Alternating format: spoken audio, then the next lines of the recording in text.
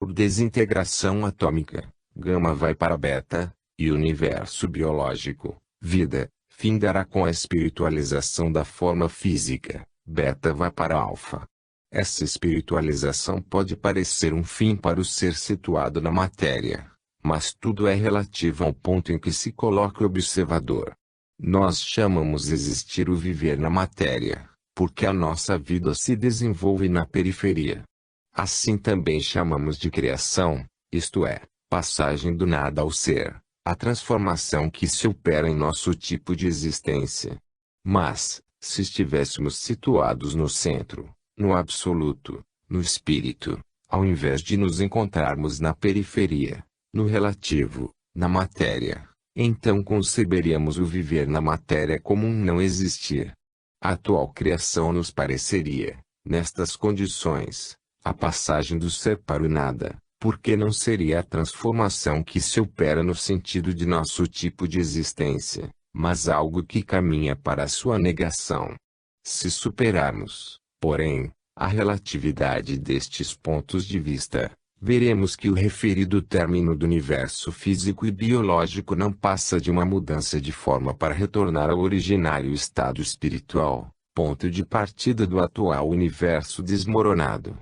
Em conclusão, só em nosso plano relativo é que se pode ser ou não ser, isto é, relativamente a uma dada forma assumida naquele momento pelo ser.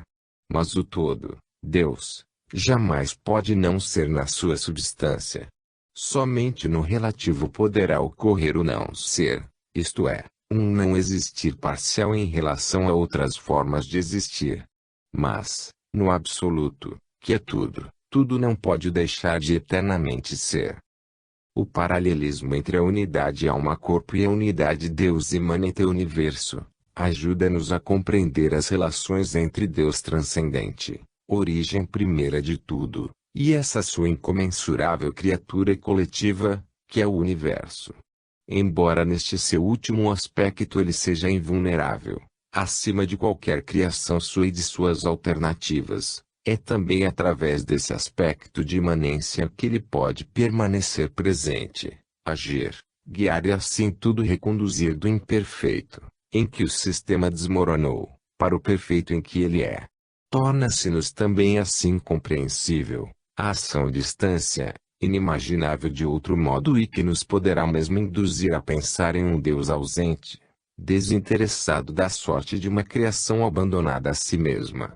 Desta maneira explica-se também a imperfeição, o estado de contínua formação, o fenômeno da evolução, que reinam em nosso universo. E compreende-se, então, que esse transformismo é um estado transitório, decaído, impróprio do ser perfeito e se entrevê a meta que nos espera a todos, o ponto de chegada de tanto trabalho. Pode-se agora alcançar a definição de uma importante questão, qual seja, se Deus é pessoal ou impessoal. O aspecto transcendente leva à primeira concepção, o imanente, a segunda. No primeiro Deus é centro, um ponto, um eu sou, o todo-ono, possuindo todas as características da personalidade, as que encontramos no menor eu humano. No segundo, Deus é periferia imerso na sua manifestação, pulverizado em infinitos eu sou menores, havendo todo ono se fracionado no desmoronamento do sistema. Ele possui, pois, todas as características do impessoal, as que encontramos na massa de células componentes do corpo humano. Tudo isto corresponde exatamente à universal lei do dualismo, pela qual toda unidade é constituída de duas partes inversas e complementares. E assim seria por toda parte, desde Deus universo até a alma-corpo. A esta altura, poder-se-ia, contudo, objetar: existem, então, dois deuses. Respondemos: existirão, talvez, duas terras, porque a nossa tem dois polos. Existirão, porventura, dois seres em um homem porque é feito de alma e corpo. E se assim é a constituição do esquema do ser, não nos é dado mudá-lo. Devemos limitar-nos a comprovar que assim é. Caberia, contudo, ainda objetar: mas então o universo físico é o corpo de Deus? De novo respondemos: e que é o corpo para a alma, senão o seu veículo e meio de expressão? Impõe-se, ao certo, conferir então à palavra corpo um sentido tão mais amplo, que nem ao menos poderíamos concebê-lo. E esta foi exatamente uma das erradas consequências do imanentismo, perder de vista o Deus uno e vê-lo definitivamente fragmentado no panteísmo, como se Deus Sou central não tivesse restado mais do que uma poeira de divindade, pela qual ela estaria dispersa em infinitos Eu Sou menores, sem possibilidade de reconquista do uno e de conexão com ele. Mas o leitor já viu quão longe estamos de semelhantes concepções. Vide o fim do capítulo 15, A Procura de Deus. Trata-se, pois, apenas de duas posições diversas da divindade. No polo transcendência temos de Deus o aspecto unitário e estritamente pessoal. No polo imanência temos dele o aspecto multíplice, um panpsiquismo e uma presença dada por uma pulverização no particular, até o panteísmo, concepção que é natural resultante da cisão no desmoronamento. Panteísmo de fato significa presença de Deus na multiplicidade, ou seja, na imanência. O erro está em ter se querido contrapor, ao invés de conjungir, estas duas verdades complementares, feitas para completar-se reciprocamente, único modo de reconstruir completamente o conceito de Deus. Resultou de uma unilateralidade de visão, fonte de polêmicas destituídas de outro sentido que não seja o de alcançar, através da luta entre opostos, a compreensão da relatividade das nossas concepções. É certo que Deus transcendente, situado acima de qualquer criação, representa a centralização máxima no eu pessoal. Mas é também certo que o desmoronamento do sistema, arrastando consigo Deus transcendente na imanência, necessária para manter e salvar o antissistema, explica e justifica o panteísmo. Este é verdadeiro, mas apenas no polo imanência, ao passo que é erro quando admitido no polo transcendência, como também é verdadeiro o oposto princípio da personalidade, se admitido apenas no polo transcendência, constituindo erro quando concebido no polo imanência. Afinal, o ser humano, feito à imagem e semelhança de Deus e seu universo, reflete bem estes conceitos, mostrando-nos o eu espiritual, pessoal e central, e o corpo físico, onde, em cada célula, esse eu, está imanente, como a origem das sensações e da vida.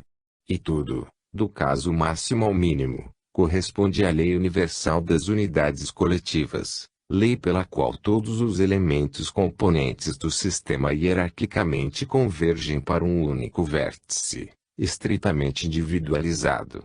Trata-se, pois, apenas de dois aspectos, como sempre dissemos, o transcendente ou inexpressado, e o imanente ou expresso na criação, o qual naturalmente deve conter Deus, pois que é dele a expressão. Temos um caso semelhante no homem que pode ter uma ideia, sem expressá-la, ou então projetá-la fora de si, na ação e depois na forma, podendo, assim, essa ideia coexistir ao mesmo tempo no aspecto inexpresso e expresso. Podemos muito bem conceber Deus não imerso na concatenação causal, na sucessão dos atos no tempo, como é o homem antes de traduzir em ato a sua ação. Os dois aspectos são conexos por toda parte. Assim é construído o todo. Eles efetivamente assemelham-se a dois amantes separados, uma unidade dividida, desesperadamente desejosos ambos de um recíproco amplexo, para reconstituir a unidade. Parece que o imanente persegue o transcendente, cuja mobilidade atingirá após uma limitada corrida. Ele parece uma imensa carência que só findará quando se completar na transcendência. É o vazio que está faminto do pleno, é o pleno que tem necessidade de encher o vazio. E a universal complementariedade dos dois opostos do dualismo, sobre o qual se eleva a unidade. Como o macho e a fêmea, imanente corre e o transcendente aguarda. Aí está o princípio das trajetórias espiraloides, que continuamente se reduzem, até que, como se passa no correspondente esquema do plano físico, O imanente se precipitará no transcendente, anulando-se na identificação com ele. Então, o Deus transcendente terá reabsorvido em si a sua manifestação, a universal reespiritualização, terá retornado ao seio do Uno, do qual nascera, desaparecendo a distinção entre os dois aspectos. Nada mais nos resta, para concluir a argumentação, do que ouvir a confirmação de tudo isto numa voz inteiramente ortodoxa, que reproduzimos de uma página da obra de Paulo de Jaeger S.J. Confidência. Meditações, tradução do francês Vol. I. ed. Marietti, Tipografia Pontifícia, da SCC dos Ritos, 1934. O escrito é de 1929, com imprimatur. O capítulo 14, pag. 273 e seguintes, diz: Deus cria a cada instante o mundo apenas com o pensamento. O pensamento da criação nos é familiar, mas o que nos é menos familiar é o pensamento da criação contínua, que é a conservação do mundo. Pensamos demasiado frequentemente que Deus criou este magnífico universo no princípio dos tempos, limitando-se em seguida a dirigi-lo e governá-lo, como se ele pudesse subsistir por si, de modo mais ou menos independente de Deus. Ao contrário, a conservação do mundo é uma criação contínua, que a cada instante pressupõe uma potência igual à que originariamente criou todas as coisas. Medimos Deus pelo nosso gabarito. Quer executemos uma obra de arte, quer construamos uma edificação, uma vez completadas, estas coisas subsistem independentemente de nós.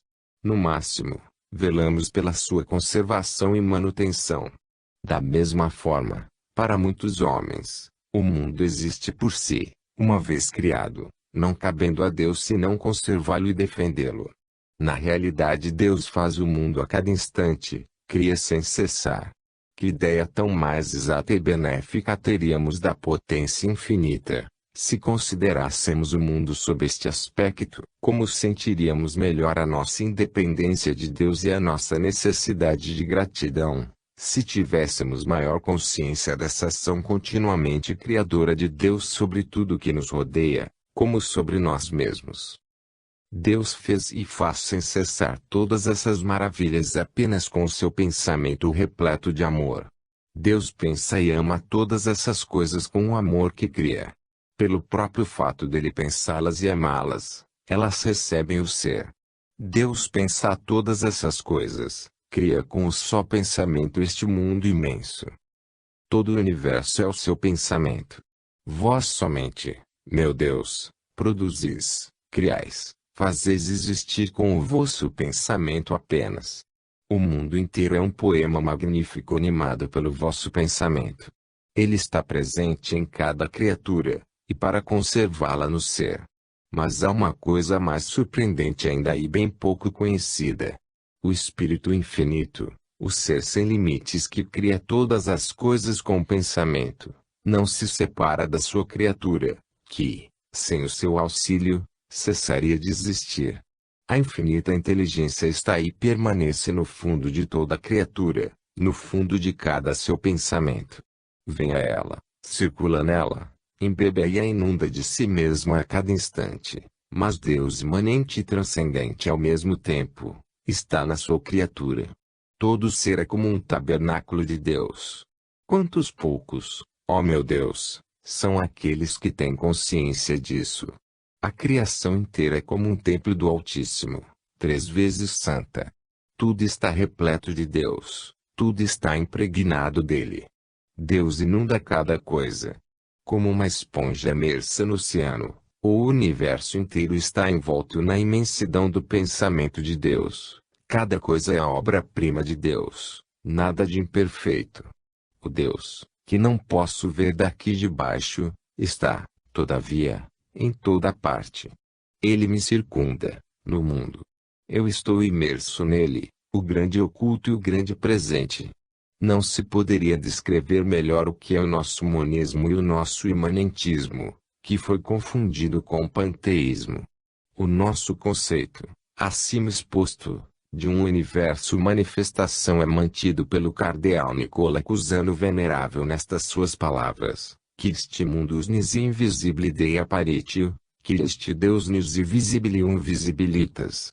Que é mundo, se não a aparição invisível de Deus? Quem é Deus, se não a invisibilidade visível? E poderemos repetir várias citações já transcritas no capítulo 15 A Procura de Deus. Não faltam, pois, mesmo no campo ortodoxo, confirmações de nosso ponto de vista. Sem este conceito da imanência de Deus, se entendido sem as aberrações do panteísmo, não se explica o amor de São Francisco de Assis por todas as criaturas, nem que Cristo pudesse repetir dos livros sagrados que nós somos deuses. É toda a lógica do sistema que, pois, prova a imanência. Ela aí está escrita e não se pode deixar de lê-la. Tanto mais que a criação contínua, quer dizer manutenção da própria obra, não exclui, de modo algum, uma criação originária que, no sentido relativo acima exposto, se pode admiti-la também do nada, sem lesar com isso o princípio da indestrutibilidade da substância. E também dissemos porque alguns espíritos repugnam admitir a imanência. Mas assim como se observam os olhos de uma pessoa para perscrutar-lhe a alma, assim como cada ser possui um semblante que exprime o espírito animador de sua forma e nos diz da vida que o anima, assim também, olhando o rosto e os olhos deste nosso universo ilimitado, perceberemos o seu princípio animador, que tudo move, Deus. 18. O fenômeno inspirativo. Desçamos das alturas do capítulo precedente para um terreno mais vizinho nosso, do qual poderemos melhor compreender-lhe a estrutura se a vermos à luz dos fatos mais elevados, acima descritos. Queremos agora focalizar a nossa atenção no fenômeno inspirativo que, assim visto, se tornará mais inteligível. Só agora, depois de tais preliminares, estamos em condições de aprofundar e resolver tão árduo problema. Em geral é inútil examinar uma questão isoladamente, porque ela permanece insolúvel se não for antes orientada no todo e precedida da solução dos problemas fundamentais do ser. O fenômeno inspirativo diz respeito às relações entre o individual e o eu cósmico, entre a alma e Deus. No capítulo 15 A Procura de Deus, vimos como a evolução é um processo de desmaterialização ou espiritualização que percebemos como um fenômeno de nossa sensibilização, liberação da forma física, conquista de mobilidade de consciência, revelação do divino que em nós jaz latente. E a via do retorno a Deus, a que chamamos sublimação. A todos estes conceitos, aqui já desenvolvidos, está conexo o fenômeno inspirativo e é em função deles que devemos observá-lo. Ele aí está enquadrado como inserido no fenômeno da sublimação, da mesma forma que este no início do capítulo 11, a caminho da sublimação, foi enquadrado no esquema do universo. A inspiração surge-nos, então, como um caso de evolução, estreitamente conexo com a catarse biológica da sublimação, aparece-nos como um fenômeno ligado à sese moral, ao movimento centrípeto do espírito para o centro Deus, ao misticismo. De modo que podemos dizer que o fenômeno inspirativo não passa de um momento ou aspecto de tudo isto e que só pode ser compreensível em função da sublimação mística. Ele faz parte do despertar da consciência e do retorno da alma a Deus. Esta nossa colocação do fenômeno destaca definitivamente dos símiles com os quais ele foi por outros até agora confundido, pelo menos em nosso caso. Ele nada tem em comum com a mediunidade física e nem tampouco com a comum ultrafania, em que o ser é instrumento passivo. Em nosso caso, na sua fase atual, não se é mais inconsciente aparelho registrador de algum conceito, ainda que ele provenha dos mais elevados planos do pensamento, mas se trata de um processo inteiramente diverso. O sujeito registra por si, com os próprios meios intelectivos, visões que ele atinge justamente através do processo de espiritualização ou sublimação mística ou catarse biológica a que nos referimos acima. Então o despertar dos profundos estados de consciência, antes latentes e adormecidos no inconsciente, como se dá para a maioria, leva-o a pôr-se desperto em dimensões conceptuais superiores, menos periféricas e mais centrais no sistema. Desta forma ele vem a encontrar-se como que mais iluminado do que normalmente pelo pensamento de Deus, do qual assim pode perceber e ilustrar aspectos novos e inéditos, ainda ignorados do homem. Por este modo o sujeito pode contemplar, em visões sucessivas, a estrutura e o funcionamento do grande organismo do universo. Segundo esse pensamento, pode, em outras palavras, sentir a lei. Estranho modo de explorar o ignoto. Método aqui regularmente usado, que está nos antípodas do método objetivo e experimental da ciência, método que até agora nos forneceu, para qualquer problema, aquela orientação geral que a ciência com os seus meios não poderá atingir. Mas é dos princípios gerais e da essência de nosso caso e é do fenômeno da intuição que aqui queremos falar, e não do seu aspecto contingente, que já foi contemplado na introdução do volume, Problemas do Futuro. O fenômeno inspirativo apresenta-se-nos, pois, composto de tais elementos morais e espirituais, que a ciência moderna é incompetente para julgá-lo, já que ela ignora esses elementos nas suas observações. A ciência da matéria não pode admitir nem compreender a do espírito. Ela só se ocupa de especiais fins imediatos, sem cogitar se a consecução destes é depois um bem ou um mal para o progresso da humanidade. Não trabalha, assim, pelo fim supremo para o qual trabalha a vida, que é a evolução em face da convergência de tudo o criado com o fim de ascender a Deus. A ciência permanece agnóstica, o que significa sem orientação, porque não compreendeu qual é a meta de todas as atividades do ser. No fenômeno inspirativo culmina, ao invés, o movimento da vida, na catarse biológica da sublimação mística, a operar uma das suas maiores criações. Para julgar tais fenômenos de alma, não bastam os meios técnicos ou matemáticos, mas é indispensável um instrumento de igual natureza do fenômeno. O espírito não se pode aquilatar senão pelo espírito. Para controlar um fenômeno de sublimação mística, como é o da inspiração, seria necessário um santo, único competente na matéria, porque só ele conseguiu atingir aquele grau de purificação e, por conseguinte, de sensibilização imprescindível para poder perceber e medir as qualidades espirituais. Dissemos aqui acima que o fenômeno inspirativo diz respeito às relações entre o individual e o eu cósmico e no capítulo 15, A Procura de Deus, esclarecemos que o grau de proximidade entre uma alma e Deus é dado pelo grau de afinidade de vibrações, conseguida em relação a ele, isto é, de consonância ou sintonização. Ora, a inspiração exprime a comunicação exatamente por consonância, que é uma sintonização pelo despertar em nós daquele estado cinético da vida que, embora originário, se congelou na inconsciência, não vibração, com a queda ou desmoronamento do sistema. Em outros termos, a inspiração é um despertar consciente na profundeza em que está Deus. Então se atinge a sintonização e esta é a base das visões que nos revelam os grandes esquemas do pensamento divino. A visão é, pois, um problema de aproximação qualitativa. Eis a extrema importância do aperfeiçoamento moral, da purificação. Falamos aqui do fenômeno inspirativo justamente em relação com o problema central da terceira trilogia, a sublimação. Mas esse fenômeno pode ser observado também sobre outros aspectos. O eu individual aproxima-se do conhecimento do pensamento do eu cósmico pelo fenômeno inspirativo, justamente porque a evolução pode conceber-se também como uma expansão do primeiro no segundo.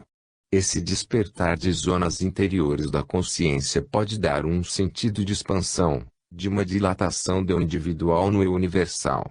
Quando, assim, o espírito do indivíduo mais se harmoniza com a lei, isto é, sintoniza-se e entra em consonância com a vontade de Deus, Então tanto mais ele participa do pensamento da lei. Quanto mais a alma se abre, tanto mais ela é inundada pela luz que o centro irradia sobre todo o sistema. Conseguir sintonizar cada vez mais, pode significar também ascender em direção centrípeta, da periferia para o centro. Eis as múltiplas vias que levam à inspiração. Em outras palavras, podes dizer que o superconsciente é mobilizado, ou seja, que é posto em estado cinético, consciente, ou vibratório consciente universal, que é Deus imanente, adormecido no profundo de nosso espírito e cujo despertar constitui a evolução, que nos reconduz a ele como meta. E, então, deste ponto de vista, o fenômeno inspirativo nos aparece como uma expansão ilimitada do pequeno consciente individual, no infinito consciente universal. E uma superação de limites, no que consiste todo o fenômeno evolutivo, é um desembocar na forma prisão, na infinita liberdade do espírito. O fenômeno inspirativo pode então definir-se como o fenômeno da catarse biológica ou espiritualização ou sublimação mística, visto no seu aspecto consciência. Ora, nem todos os fenômenos inspirativos são iguais, justamente porque eles constituem um índice do grau evolutivo atingido individualmente, porque o limite do consciente individual ou forma prisão se desfaz e a sua dilatação no consciente universal se dá apenas na proporção da potência que o eu reconquistou por evolução, e esta é dada pelo grau de consonância conseguido em relação a Deus, centro de vida. Mas, se na verdade os vários fenômenos inspirativos são diferentes, contudo idênticos são o seu princípio e técnica, e todos são momento do universal fenômeno de evolução. Por aqui se vê que profundas raízes na vida, mesmo nos seus planos superiores, tem o fenômeno inspirativo. É natural, então, pela sua estrutura, que a inspiração pode representar um precioso método de indagação, ainda que a ciência não aceite. Precioso porque ele pode revelar-nos qualquer coisa que não está no consciente individual, algo que nos permite ultrapassar os limites deste, que é, todavia, axiomaticamente colocado como medida de todas as coisas. Poder atingir o consciente cósmico, que para o homem está habitualmente sepultado no inconsciente, representa, pois, um inatingível mistério. Apanhar-lhe, até onde é possível, a conteúdo por inspiração e traduzi-lo em forma racional, acessível a todos. Tudo isto pode assemelhar-se a explorações efetuadas nas profundezas abissais dos mares ou na estratosfera. E não é possível saber jamais o que isto poderá revelar-nos. Aliás, as instituições do gênio, os produtos da arte, as descobertas do cientista, quando representam uma desenvoltura do pensamento no sentido da sua orientação original, constituem sempre algo atingido, não no consciente individual humano, mas no consciente cósmico que está naquele latente, em estado de inconsciência. Efetivamente, quem alcança tudo isto por inspiração tem sensação de defrontar-se com um pensamento de estrutura e dimensão diversas da normal, com um pensamento que não se apresenta por sucessão lógica, mas por instantaneidade, como se estivesse além da nossa dimensão-tempo, limite que aqui é superado. O eu, então, na inspiração não concebe mais sucessivamente, em encadeamento conclusivo, como ao longo de uma linha, ainda que livre de mover-se na superfície, mas no lampejo de um conjunto, como que encontrando-se no interior de um amasso de conceitos que envolvem por todos os lados ao mesmo tempo. E assim, para traduzi-los em termos racionais, ele tem de passar da dimensão volumétrica à linha e exprimir-se consecutivamente. Para reconstruir o pensamento deste volume na sua primeira fase inspirativa, o leitor teria que imaginá-lo reduzido a um relâmpago instantâneo, que iluminasse um globo dentro do qual, contemporaneamente, está escrito e se lê todo o volume. Nestas condições, querer indagar, refletir, concatenar, controlar, é impossível. Devemos limitar-nos a observar e registrar. levados os produtos do superconsciente para o consciente. Teremos feito o mesmo trabalho que executa o cientista que carrega os frutos das suas explorações abismais ou estratosféricas para o seu laboratório. Só neste poderá começar a analisá-los. Por isso, não podemos oferecer senão sínteses. Incumbe, depois, ao pensador racional, controlar com os seus processos lógicos e experimentais esses produtos. Então, só então, podem intervir as faculdades humanas de vontade e atenção, que na inspiração, inversamente, possuem poderes negativos, inibidores. A esta altura podemos compreender a diferença entre o intuitivo e o homem positivo de ciência. Este último, sobretudo quando é matemático, procede encerrado em uma férrea lógica e não concebe e admite senão o que pode ser aferido pelos meios exatos de mensuração e demonstração. Mas nem todo o universo é suscetível de reduzir-se aos termos dados por esta forma mental. Existem e valem também as ideias vagas e inaferráveis como a névoa e a informação, que se nos escapam para o superconcebível, que não se podem ainda reduzir e fixar em medidas exatas e fórmulas definitivas, e a este estado intuitivo e fluido da concepção, a primeira fase da construção conceptual, mesmo para o cientista ou matemático. Todavia, pela sua forma mental, tudo nos pode parecer mais visão de artista do que de cientista. Só assim posso explicar meu juízo emitido por Einstein em sua última carta, a respeito do meu volume de caráter científico, Problemas do Futuro. O perigo desse tipo de reflexão filosófica é que a palavra se torna dissociada do campo científico, de forma que todo o seu conteúdo me dá a impressão de um trabalho independente, mais de arte do que uma interpretação intelectual de alguma coisa a mais. A este propósito poder-se-ia observar que o trabalho inspirativo, além de ser o mais livre e independente da vontade, é também o menos exaustivo. Ele fatiga muito menos do que o trabalho consciente, obrigado ou espontâneo. No primeiro caso, somos como que rebocados pelo próprio trabalho, que nos arrasta para onde quer. No segundo, temos de querer, impor-nos, afadigar-nos. Poder-se-ia concluir daí que, para não nos cansarmos, bastaria que trabalhássemos com o subconsciente, isto é, no campo do consciente, adquirindo ideias inatas, por automatismos. E é verdade, mas o problema consiste em possuir um subconsciente que saiba trabalhar em um plano digno. Todos sabem trabalhar com o subconsciente, mas ele é uma sobrevivência limitada e atávica de animalidade e não amplo despertar interior, pelo qual eu pode atingir o pensamento cósmico. Geralmente se confunde no próprio inconsciente, fora da consciência normal, o subconsciente revivido do passado com o superconsciente, antecipação do futuro.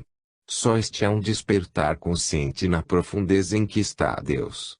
Todos sabem trabalhar sem fadiga com os meios da primeira espécie de inconsciente. Não é a ele que está confiado o nosso funcionamento orgânico. Quanta gente, ademais, utiliza, sem esforço algum, tal patrimônio adquirido, nos atos instintivos da vida, que todos sabem fazer sem mestre. Assim, diariamente, todos praticam sem número de atos, que constituem também uma forma de atividade, gratuitamente. Mas para poder trabalhar sem fadiga com os recursos do inconsciente, é necessário possuí-los, tê-los conseguido antes com o esforço da aquisição. E ter adquirido tais recursos significa ter construído qualidades.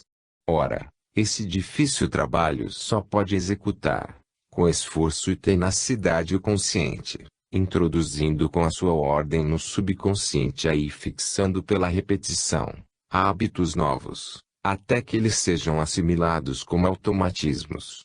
Educar, transformar um subconsciente que resume, em si, impressos, impulsos atávicos consolidados por experiência milenária e oriundos da animalidade, não é fácil. Para alguns seres mais evoluídos, como os santos, isto representou uma luta violenta e terrível. Por certo, No fundo de nós está Deus, mas quem sabe despertar nessa profundidade, onde tudo jaz imerso em um sono profundo. É inútil, pois, dizer que poderemos poupar-nos o esforço do trabalho, confiando-nos ao nosso inconsciente.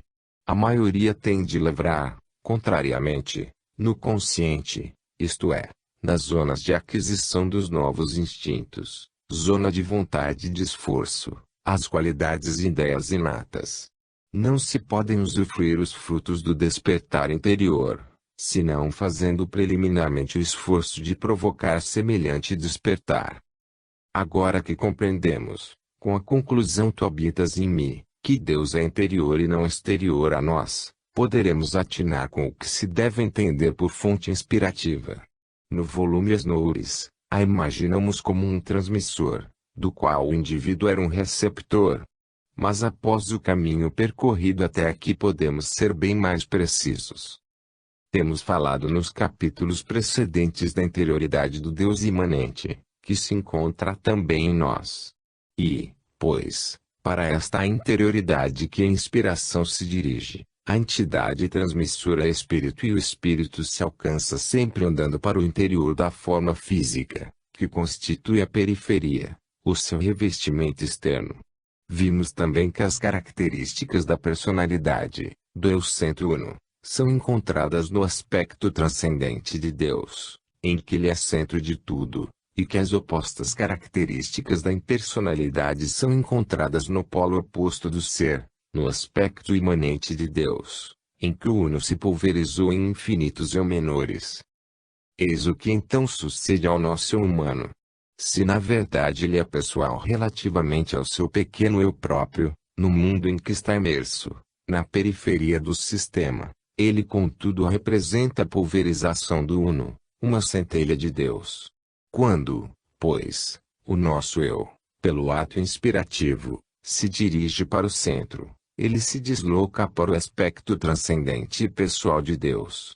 Ora, esse centro, para ele que é periférico, representa a reunificação, isto é, a reabsorção no uno, da sua personalidade distinta, de modo que na inspiração, o eu perde as suas qualidades, que como tais o distinguem e separam dos outros eu, e cada vez mais tende a fundir-se em Deus uno. Assim se explica a anulação da própria personalidade na inspiração, tanto mais acentuada, quanto mais poderosa for esta, e também se compreende que todas as inspirações, embora diversas, se ligam a um único transmissor, o centro Deus. Como se vê, o problema inspirativo tem as suas raízes na profundidade do todo e não é solúvel a não ser em função do todo.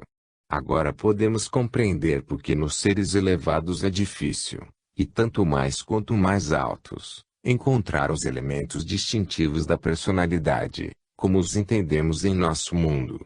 Quanto mais se ascende para Deus, tanto mais aumentam as suas características de personalidade, da imanência impessoal, para a transcendência igual pessoal, e tanto mais diminui a distinção, ou seja, a personalidade dos eu destacados.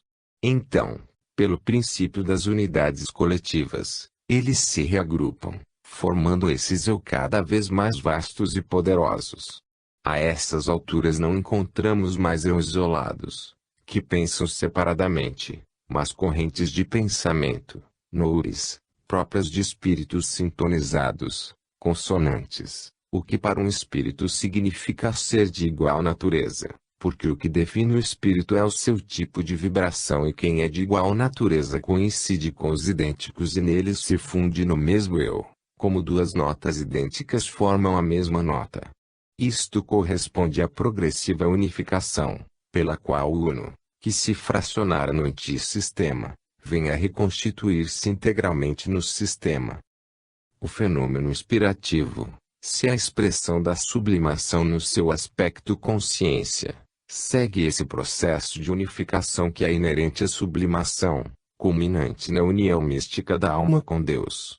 Então aquela expansão do pequeno consciente individual no infinito consciente cósmico, o que constitui o fenômeno inspirativo pode ser comparado ao caso em que a consciência de uma célula isolada, consciência naturalmente limitada apenas ao seu funcionamento, pudesse ultrapassar este seu limite natural para alcançar a consciência de todo o organismo humano, do qual ela faz parte, consciência própria de um funcionamento mais amplo, e pudesse assim tornar-se mais ou menos completamente consciente também deste.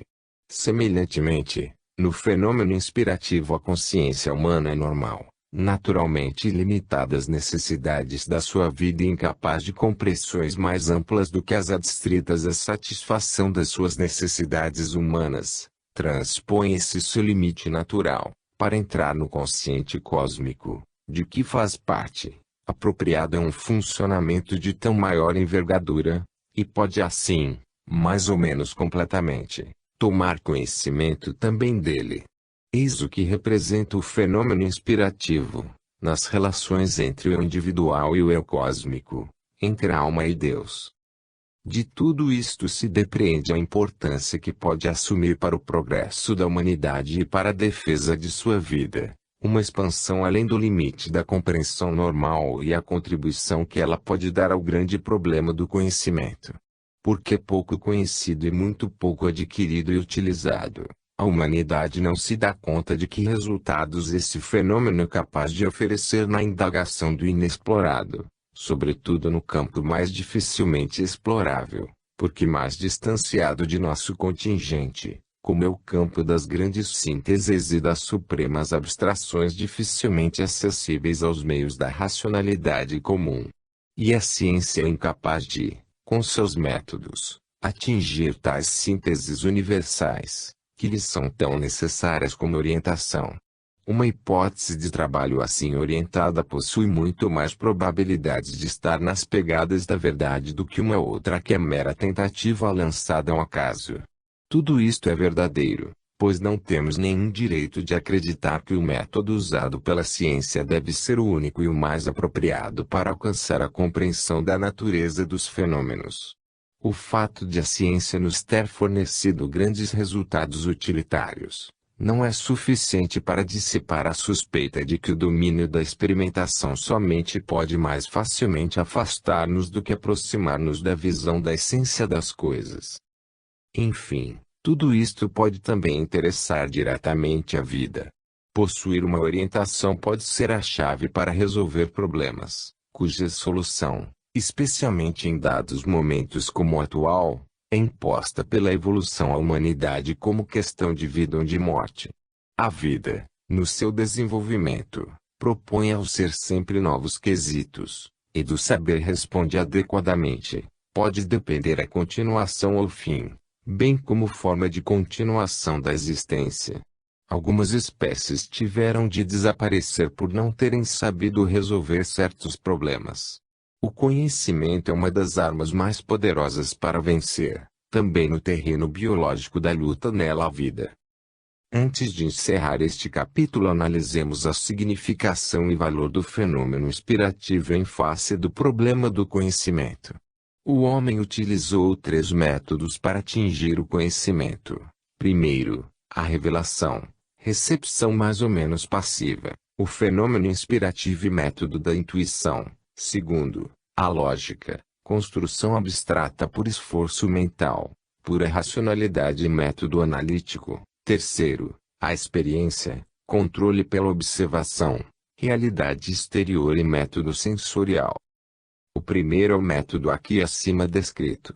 O segundo é o método dos processos matemáticos. O terceiro representa o único contato direto de que dispomos para alcançar a realidade. Pondo de parte, porém, o método da intuição, que é inteiramente excepcional, também com pensamento puro pode enfrentar a realidade. O conhecimento pode derivar não somente da observação, mas também do esforço de construção lógica do puro pensamento. Mas é sempre necessário que os seus resultados sejam transportados e aprovados no plano da realidade objetiva que, embora ilusão sensória ilimitada, exprime no seu plano uma verdade, ainda que relativa a ele. É necessário, em suma, controlar tudo, observando o que corresponde aos conceitos abstratos no terreno concreto. Ao contrário, As observações são depois interpretadas, correlacionadas, destiladas no essencial, pela elaboração lógica da racionalidade e, às vezes, superando a própria racionalidade. O todo, para atingir o plano abstrato da lei geral, deve ser reconcebido em lampejos pelo método da intuição. Os três métodos, sendo contíguos, podem fundir-se e auxiliar-se mutuamente. O certo é que o experimentador jamais poderá elevar-se ao campo das puras abstrações e generalizações, onde elabora o teórico, terreno quase filosófico das formulações matemáticas, no qual somente aparecem as grandes leis unitárias. Assim como numa casa de dois planos, também a teoria de Einstein da relatividade generalizada, que abrange a gravitação, se ergue desenvolvendo-a sobre a teoria da relatividade restrita. O valor de uma hipótese ou teoria está, pois, em poder abranger, com um mínimo de axiomas, um máximo de conteúdo experimental.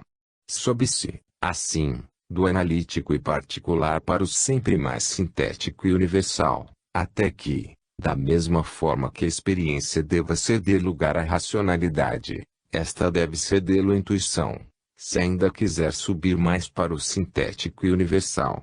Quanto mais se sobe, porém, tanto mais se ganha em vastidão, e tanto mais se perde em segurança experimental na abstração, mais se desce na realidade concreta, tanto mais se restringe o campo das nossas conclusões.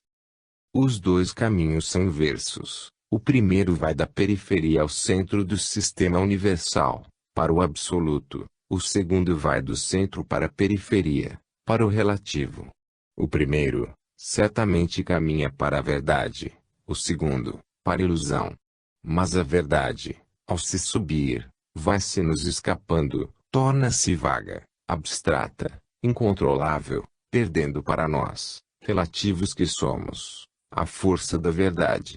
Ao se disser, ela se torna mais palpável, mais concreta, digamos, mais verdadeira, ao mesmo tempo que nos encerramos mais no limite do contingente e na ilusão do sensório. Somos desta forma, circundados por barreiras que nos obstaculam o conhecimento por todos os lados. Nada mais nos resta do que valer-nos dos três métodos, procurando acordar entre eles os resultados obtidos com cada um e fazendo com que cada qual forneça a contribuição de que é capaz, ou seja, primeiro, as diretrizes máximas da ordem universal, pelo método intuitivo. Segundo, a coordenação das observações e as diretrizes menores, como uma ponte entre o primeiro e o terceiro, pelo método racional analítico. Terceiro, o controle do resultado dos outros dois, pelo experimental. É certo que o governo do universo, a inteligência e o poder que assumem a direção do funcionamento deste grande organismo ou coletividade, não é exterior como o governo das nossas coletividades estatais, mas está no interior dos seres ou fenômenos, de onde os guia. É indiscutível que o essencial, o que mais vale para o conhecimento é o abstrato, dado que assim chamada realidade objetiva é superficial e secundária. A verdadeira realidade não é exterior, mas interior e tanto mais verdadeira e real se torna, quanto mais interior, quanto mais se distancia da solidez do concreto. A chave dos mistérios está na abstração das grandes sínteses, e não pode ser encontrado senão pela intuição. Assim, pois, os três métodos se escalonam em três níveis diversos, como 3 graus do conhecimento, com funções e resultados diferentes. Cada um necessita ficar no seu plano para fornecer, segundo a sua natureza e potencialidade, o rendimento que pode dar. Eis a significação e o valor do fenômeno inspirativo em face da ciência e do problema do conhecimento. Antes de deixar este argumento, observemos, transportando-nos para o terreno moral, um caso particular do referido fenômeno, caso que podemos chamar de voz da consciência. Fenômenos de inspiração, pode-se dizer que se verificam todas as vezes que alguém consulta o próprio eu profundo, para conhecer a verdade em torno da própria conduta. Dissemos, acima, que as inspirações se ligam a um centro único, Deus, e que Deus é interior e não exterior a nós. Trata-se de uma ampliação da pequena consciência individual no consciente cósmico, pelo qual o superficial, feito de contingente, isto é, a nossa consciência normal, tenta avizinhar-se do eu cósmico, para coincidir, o mais possível, com o pensamento e a vontade de Deus. Eis o que deveria ser a voz da consciência, a que nos aponta a perfeita adesão à lei de Deus. Esta é a verdade que se encontra em nossa profundidade, porque Deus está em nós. Ora, o problema é este: quem é capaz de despertar, além da superfície, em tais profundezas, quem conseguirá tornar-se consciente da verdade universal? E, assim sendo, essa sincera voz interior a qual chamamos voz da consciência, sentimos o dever de obedecê-la como a qualquer coisa de sagrado que vem de Deus. Que aproximação representa e nos dará da verdade absoluta, que está em Deus? Certamente deveremos admitir que não se pode tratar senão de aproximações maiores ou menores e elas dependem da evolução conseguida para cada qual, isto é, dependem do seu grau de sensibilização, que lhe permite vibrar em sintonização com verdades sempre mais profundas, despertando o consciente no seu interior divino.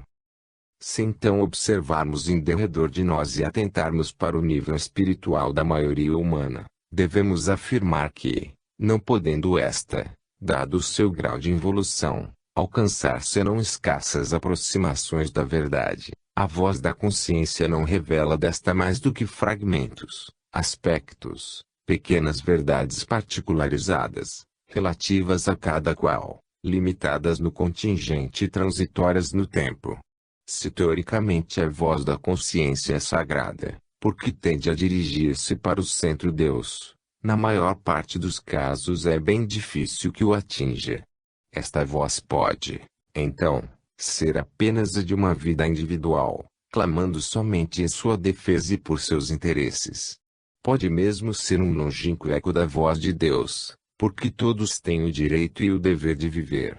Mas quanto estamos distanciados da universalidade do pensamento central, que protege toda a vida, mesmo com o sacrifício da vida individual, pensamento que está imensamente afastado do egoísmo exclusivista desta última. É assim que estas verdades individualizadas, particularizadas, embora sendo sinceras vozes de consciência, podem entrar em conflito íntimo, levando a que, em nome da verdade, se desencadeiem choques fratricidas, cada qual agindo em plena consciência. Bem poucos são aqueles que, no exemplo máximo de Cristo, sabem fazer coincidir a voz interior da própria consciência com a voz do consciente cósmico Deus.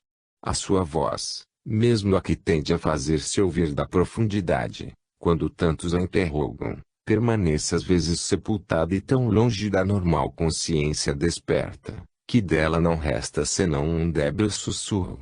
Dela não nos chega senão um balbucio tão incerto e às vezes contraditório, tão tímido e fragmentário pois que somos surdos e involuídos, que mal percebemos a voz de Deus e ainda assim humanizada através de nossa consciência, que não conseguimos nem ao menos reconhecê-la e a confundimos com os nossos desejos, que qualificamos, então, como voz da consciência. E são justamente os que assim a ouvem os que mais alto gritam para melhor serem ouvidos. Daqui certa legítima desconfiança das autoridades religiosas a respeito da voz interior que, se em princípio é e deve ser sagrada, na prática pode representar apenas um genuíno produto do individual. É difícil julgar em tais casos. Mas é certo também que, existindo almas superiores, capazes de ouvir na própria consciência a voz de Deus, isto é, uma voz que se identifica, acima do próprio egoísmo, com a vida universal, essas almas devem saber superar todas as resistências e obstáculos, que é indispensável que sejam opostos a essas exceções para prová-las, criados por uma norma estabelecida pela maioria humana, que é de involuídos. De outro lado, as autoridades religiosas, que julgam a matéria, defrontam-se com não pequenas dificuldades.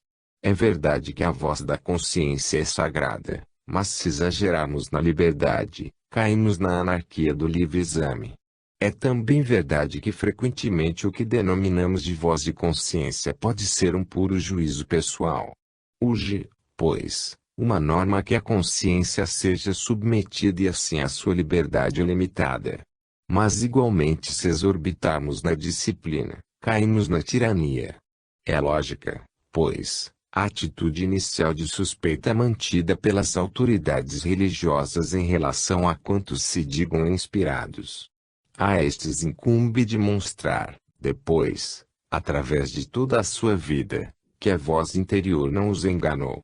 É um controle necessário para eles mesmos. E se a voz realmente vem de Deus, ela encontrará tanta força nos fatos e sabedoria nos conceitos, que se imporá a todos, tanto ao inspirado, quanto aos juízes. E não faltam os exemplos que nos demonstram quantas vezes estes tiveram, embora tardiamente contradizendo as suas primeiras condenações, que reconhecer a verdade da inspiração. 19. A alma e Deus. O estudo do fenômeno inspirativo nos leva agora a considerar as relações entre a alma e Deus. Nas páginas precedentes, comparamos a expansão do pequeno consciente individual no infinito consciente cósmico, que constitui o fenômeno inspirativo, com o caso em que uma célula individualizada pudesse alcançar a consciência de todo o organismo humano. Cabe agora aqui indagar: serão estas as relações entre o eu individual e o eu cósmico, isto é, entre a alma e Deus, as mesmas que ocorrem entre uma célula e todo o organismo?